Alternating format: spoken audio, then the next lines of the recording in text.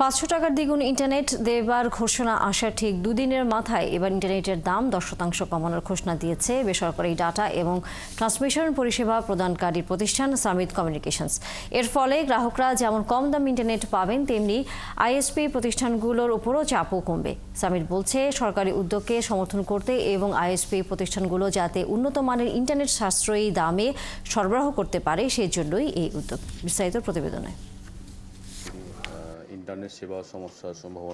গেল 19 April বিটিআরসিতে internet সেবায় সমস্যা, সম্ভাবনা আর করণীয় নিয়ে গোলটেবিল হয়।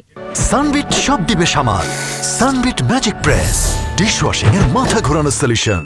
সেখানে সবাইকে রীতিমতো চমকে দিয়ে internet service provider association of Bangladesh ISPAB এর সভাপতি ঘোষণা দেন, এখন থেকে 500 টাকায় 10 এমবিপিএস ইন্টারনেট দেয়া হবে এবং সেটা সাথে সাথেই কার্যকর হবে। জানান, একই টাকায় শিগগিরই সর্বনিম্ন 20 এমবিপিএস গতির সেবা পাবেন 1,40,00,000 ব্রডব্যান্ড গ্রাহক। এজন্য সাধুবাদ আসে সরকারের পক্ষ থেকেও। গ্রাহকদের জন্য এই সুখবর পুরনো না হতেই এবার ইন্টারনেট অপারেটররাও পেলেন সুখবর। বেসরকারি ডেটা এবং ট্রান্সমিশন পরিষেবা প্রদানকারী প্রতিষ্ঠান সামিট কমিউনিকেশনস আনুষ্ঠানিকভাবে দুটো ঘোষণা দিল।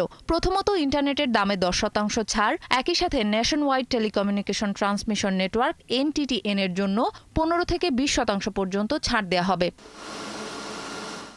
সামিট কমিউনিকেশনস গণমাধ্যমে জানায়, প্রধান উপদেষ্টার ডাক, টেলিযোগাযোগ ও তথ্য প্রযুক্তি বিষয়ক বিশেষ সহকারী ফয়েজ আহমেদ তৈয়বের উন্নতমানের ইন্টারনেট সাশ্রয়ী মূল্যে সাধারণ মানুষের কাছে পৌঁছে দেওয়ার দূরদর্শী উদ্যোগকে সমর্থন জানিয়েই এই উদ্যোগ। প্রতিষ্ঠানটি দাবি করে, এরই মধ্যে নেটওয়ার্কের সার্ভিস পয়েন্টগুলোর মধ্যে অধিকাংশ জায়গায় 99.95% বেশি সময়সেবা নিশ্চিত করা হয়েছে। ইন্টারনেটের গুণগত মান বৃদ্ধির লক্ষ্যে সরকার ঘোষিত প্রতিটি উদ্যোগে সর্বাত্মক সহযোগিতা করতে প্রস্তুত বলেও জানায় তারা।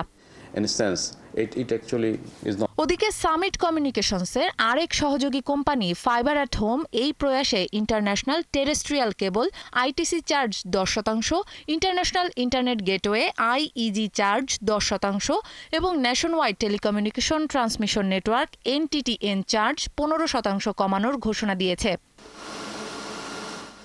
এর আগে প্রধান উপদেষ্টার বিশেষ সহকারী ফয়েজ আহমেদ তৈয়ব জানান, বাংলাদেশে যেন আর কোনোদিন ইন্টারনেট বন্ধ না হয়, সেজন্য ইন্টারনেট শাটডাউনের সব ফাঁকফোকর বন্ধ করে দেয়া হবে।